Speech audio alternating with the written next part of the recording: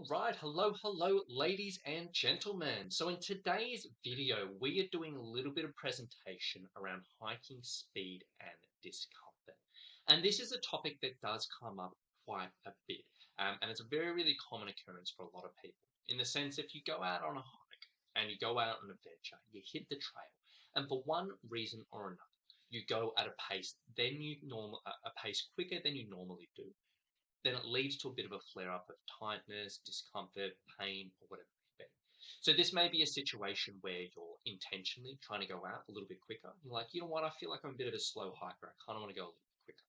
Or maybe in a situation where you go out with a friend who's a little bit quicker than you, and you're trying to keep up with them the whole trip and the whole hike, and you end up getting a little bit uncomfortable. Or you're with a group that's just a bit of a quicker pace than you, or you have to make a weather window, or you're going on a trip which has speed requirements, or whatever it may be. It's a really common thing for people to get a bit of a flare up of discomfort when they're trying to get into quicker hiking. So today's presentation is to go into this subject a little bit more, just talk you through why this happens and a few simple solutions on how you can get on top of this. So with that being said, let's get into it.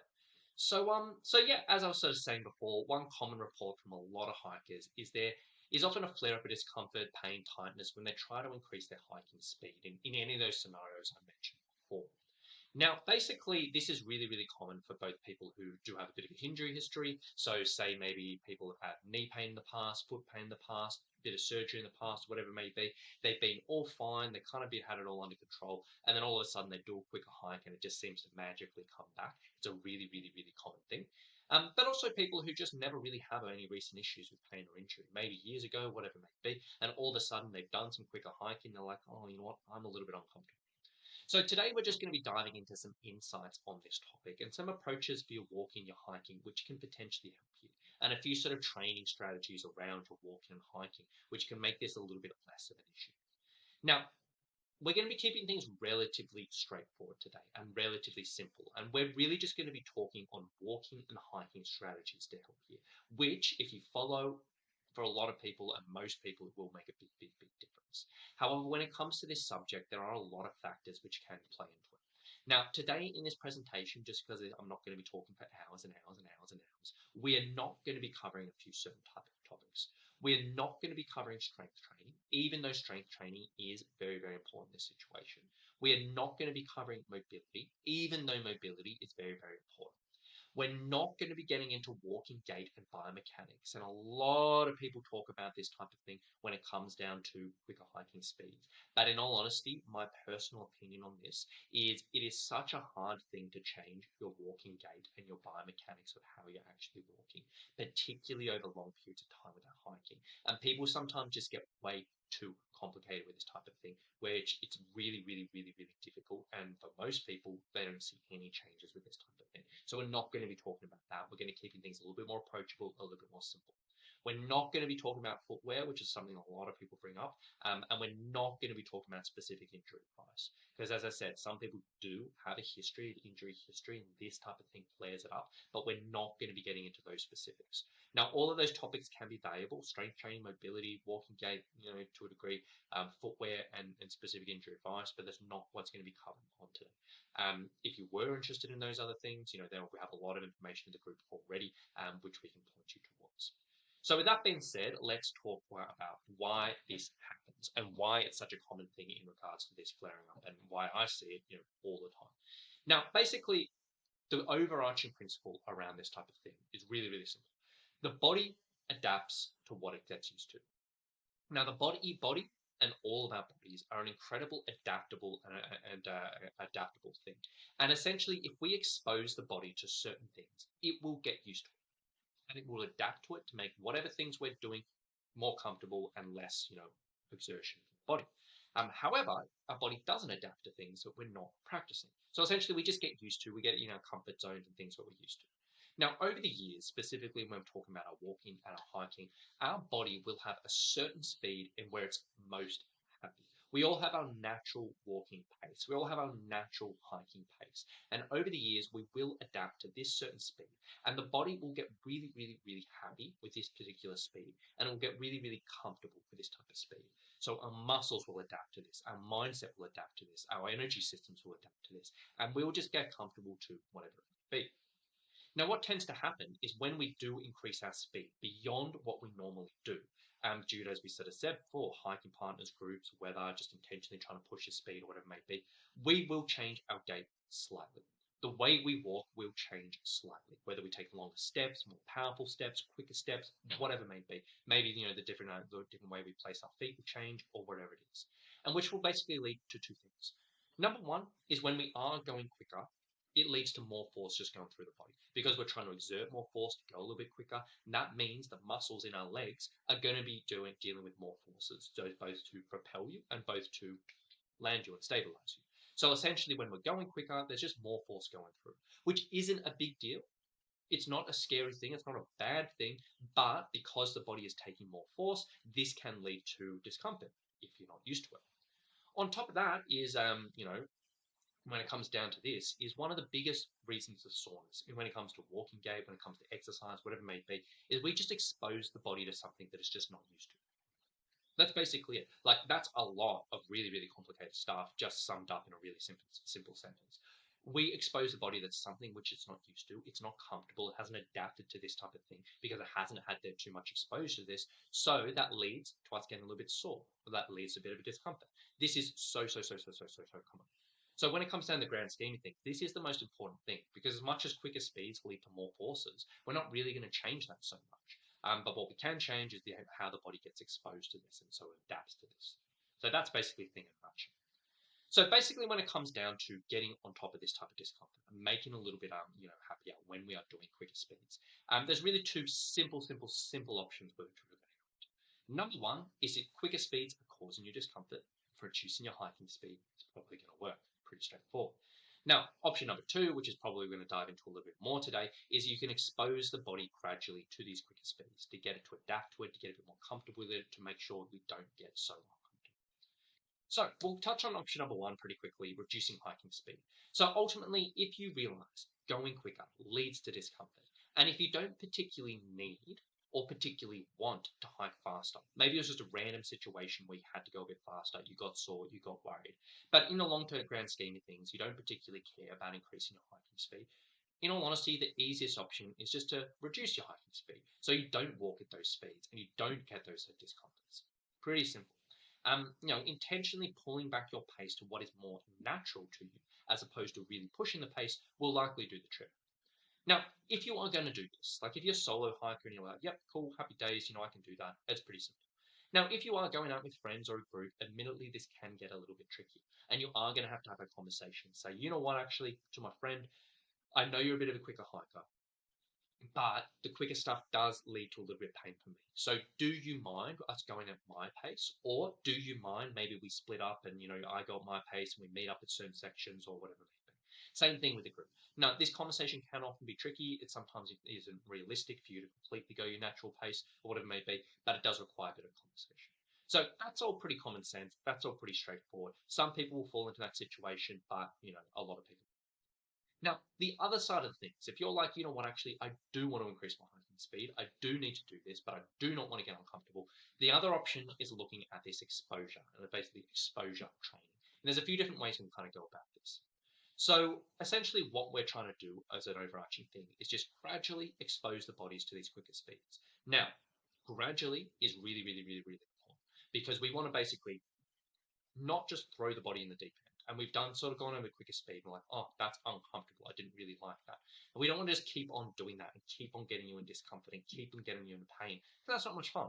Essentially, what we want to do is just be intentional about this and gradually, step by step, slowly build the body up so it can adapt, it can get stronger, it can get used to these more forces, used to this speed, and be a little bit more comfortable with it. Literally, this will allow the body to familiarize itself with this new demand and let everything adapt and strengthen to cope with these speeds. So a few ideas here. We've got two different approaches. Both of them probably work. Both of them have worked for many of my hikers in the past. It really comes down to what you prefer. Now, exposure approach number one, and this approach is purely around hiking. So you wouldn't be doing other training. Well, you should be doing other training sessions. I encourage that. But this is purely just looking at the hikes you do on the weekends and saying, hey, on the hikes, I'm going to work on my speed. Now, essentially what you need to do here to start with this type of approach is you want to know the target speed that you want to achieve. So you want to know, hey, what speed do I actually kind of want to get to in regards to average speed on the trail? Now, you'll also want to know the average speed that you typically already do. If you're just left to your own devices, your natural pace, what is the average speed that you typically do on the trail? And I fully understand there's a lot of variables to this. Type of track, elevation, length of trail, all of that type of stuff. But we're looking at average hiking speed, so just the average of all of that type of stuff. So you kind of want to know those two numbers. Now, essentially from there, what we want to do is we want to come up with a bit of a hiking plan and be very, very intentional with the hiking, where we can gradually increase your speed over a series of hikes and months. So it's not like throwing you in the deep end and saying, okay, my target is 5 kilometers an hour, but I currently do 4 kilometers an hour, and I'm just going to start hiking at 5 kilometers. That's not super gradual. We want to be a little bit more intentional. So the example I'm going to use here was actually the inspiration of this video. We had a post in the group asking about a very, very similar topic. And the example was basically, I currently hike 4 kilometers an hour, or that's my usual hiking pace. Now, basically my goal, or what I want to get to, is I want to hike at 5 kilometers an hour as an average. But I have realized that if I do this pace, it leads to a little bit of discomfort. And for this example, we're going to sort of say, the typical hikes that I usually do is about 5 to 6 hours. So this is sort of like just the parameters of what we set. I currently hike at 4 kilometers. That's my natural pace. I want to hike at 5 kilometers an hour, but that's, leads to a little bit of discomfort. And my longest hikes, typically I usually go out for about 5 to 6 hours on my longest weekend hikes. Whatever. So basically, as an example of this exposure therapy, here's a little bit of a 8-week plan. It's really, really, really, really simple. And it's kind of common sense, but that's all you really need in this situation. Essentially, you've got 8 weeks of hiking. And essentially what we've sort of noticed, natural pace is 5 kilometers, target pace is natural pace is 4 kilometers, target pace is 5 kilometers. Initially, we kind of split the difference. And basically what we're going to do is we're going to expose the body to slightly different, quicker speeds, slowly build up the distance, and then go a little bit quicker and slowly build up the distance. So really, really simple here, how you'd follow it. Week 1, you plan a 2 to 3 hour hike. Could be a flat one, could be a higher one, whatever you want. And essentially we're going to say, okay, we're going to intentionally increase your pace a little bit, but it's not quite going to be to the extent of the 5 kilometers. So we're going to aim for about 4.5 kilometers for 2 to 3 hours. 2 to 3 hours, it's a nice short hike because I usually do 5 to 6 hours, and this is a little bit quicker than my normal pace. Ideally, you'd get through that hike and be like, you know what, that was actually pretty good. That was pretty easy. I felt like we could keep on going for a fair bit longer. If that all goes well, week 2, we're going to keep the same target pace. We're going to increase the time a little bit, go up to 3 to 4 hours. So we're keeping the same pace, but just nudging up that distance. Week 3, 4 to 5 hours, same pace. Week 4, 5 to 6 hours, same pace. That means you get 4 weeks of exposing yourself to this kind of middle speed and slowly increasing the distance. We're exposing the body to this thing, slowly challenging it and bumping it up. Then week 5, we're going to sort of say, okay, now we're going to give this 5 kilometers a go. But we're going to drop the distance and just make sure it's very, very manageable. We're going to do 2 to 3 hours, 5 kilometers, see how it goes. If that all goes well, 3 to 4, 5, all that goes well, 4 to 5, 5, and then all of that goes well, 5 to 6 hours hike at 5 kilometers, which ends up being our target we'd hit in 8 weeks. That's kind of the idea here. Now, obviously, everyone's going to have different targets. Obviously, everyone's going to have different sort of like amounts of hiking they want to achieve. Obviously, everyone's going to have different timelines they want to do this in. But this is a really, really simple thing, just sort of saying, okay, if we are currently somewhere and we want to get somewhere, we want to split the difference and we want to gradually build it up. So everyone just needs to adapt, their own situation. So this is if you're doing your kind of hiking. Now, admittedly, the drawback of this is you do need to be consistent with your hiking, and you also do need to track your speeds, which I personally don't love. Just for myself, I don't like numbers on my hikes, but if you do, then that should all be fine. Now, that's exposure option number 1. It can work. It has worked in the past for my hikers. See if that appeals to you. Now, exposure option number 2 is a little bit, maybe a little bit more practical for some people or whatever it may be. And this is essentially looking at what we're doing is initially we're introducing training sessions where we expose the body to quicker speeds and then slowly introduce that to our hikes. So the way that we look at this, I think it's like 6 different steps you take. Step number 1 is basically we would introduce in your week doing some type of what I call tempo walking, where basically around the local area, you'll be doing a walking workout for 40 minutes, 60 minutes, something like that. And essentially what you'd be doing is alternating between slow walking and quick walking. So you'd start your slow walking, your natural pace, whatever that is. Then your quick walking would be the fast pace, whatever speed you want to hit. So you go from 1 minute slow, 1 minute fast, or 2 minutes slow, 2 minute fast. And you go fast, slow, fast, slow, fast, slow for like 40 minutes, 60 minutes. Now, the idea behind this is number 1, you're going to expose the body to that type of speed and that quicker speed. It's not going to be a whole sustained thing, so you will get a little bit of rest. It will be a little bit more manageable. And also number 2, because we're doing this around the local area, We aren't doing this on the trail, and we aren't doing this as a super multiple hours at a time. It's very, very, very manageable for most people. It's very, very controllable for most people, but we're just introducing these speeds to the body. Now, step number 2, say you do a few weeks of that, then we introduce some timed walks, where we sort of take the same amount of time, 40 minutes, 60 minutes around the local neighborhood, but essentially we try to maintain that 40, 60 minutes at that quicker speed. So as opposed to going quick, slow, quick, slow, quick, slow, we would sustain this speed for 40, 60 minutes. And then again, we're exposing the body to these speeds. We're getting a bit more used to it, this and that. That's step number 2. Step number 3 is then we introduce this to your actual hikes. So when you're out on a hike or when you're out on an adventure, you would do that same tempo thing. We will basically do fast sections and slow sections. You do a couple of minutes fast, a couple of minutes slow, or 5 minutes fast, 5 minutes slow, or whatever it may be, on a relatively short hike. So nothing that's going to be outrageously strenuous, nothing that's going to run you into the ground, but relatively short hike. That's your step number 3. Step number 4 is then we sort of do the same thing. We do a timed hike. We choose a hike which is like 2, 3, 4 hours, something that's short for you, and short's going to be different for everyone. And then we're going to be looking at doing a sustained quicker hike. So it's still a short hike, but you're going to sustain that quicker speed that you're looking for, and sustain that for how many hours. Again, this is a short hike. It's not your end target. It's a short one. Step number 5 is then we basically look at, it's a 5-step thing. Step number 5 is basically we look at sustained quick hiking on a longer hikes. So those longer hikes you want to be doing, that's when we introduce it. So I guess you can see it's a step-by-step exposure where we're gradually increasing, introducing the body to these quicker speeds, adding extra variables in, and step-by-step building up. Now, for this type of thing, you may spend 2 to 4 weeks on each of these phases, depending on where you're at, what your time frame is, or whatever it may be. You may do 2 weeks of tempo walking, 2 weeks of time walks, 2 weeks of tempo walks, 2 shorter timed hikes, and then all of a sudden you're happy at those quicker speeds. Maybe a little bit longer for some people, or whatever it is. But you can kind of see the gist of it there. Now, in this situation as well, in step number 1 and step number 2, you would still ideally be going out hiking on the weekends or whatever your regular schedule is, but you just do your normal speed. You wouldn't worry about pace because you're doing quicker pace during the week in your other workouts. On your hikes, you wouldn't go about that. So again, this isn't set in stone. You wouldn't, not even everyone has to sort of start at step number 1. You could start at number 2, you could start at number 3, or whatever it may be, but you can kind of see the gradual progression. So those are basically 2 approaches in regards to this exposure that I quite like. They're both very, very simple. They're both very, very logical. But if you apply it into your individual situation, they can make a pretty big difference, and they can often just be enough. Now, that can work for a lot of people.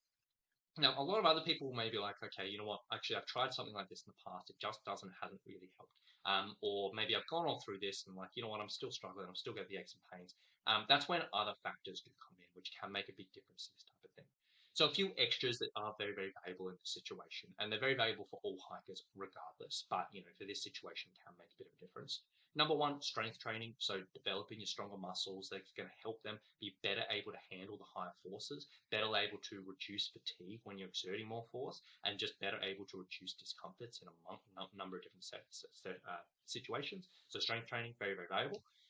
Mobility, so restricted muscles, if your ankles are super tight, if your hamstrings are super tight, if your hips are super tight, sometimes that can make these quicker speeds a little bit more challenging. So when we're going at quicker speeds, sometimes can just make that lead to a little bit of discomfort. It's not the end of the world if you're tight, because it's different. There's a difference between quicker walking, quicker hiking, and say sprinting, where you're going as quick as you can. But there can be some factors there. Nutrition and hydration. So basically on the trail, if we're hydrating and if we're fueling correctly, this will reduce our fatigue because we'll have enough energy to sustain these quicker speeds during the quicker hiking, which will likely help you go quicker, reduce you having to get tired, and reduce discomforts which can come from fatigue, and also aid your recovery after hiking. So your body's bouncing back and getting a little bit less achy after hiking as well. And also self-care, so warm-ups. Warming up for hiking, I typically don't push it too much. I like to do just a few stretches before hitting the trail, something for the ankles, something for the hips, maybe something for the hamstrings.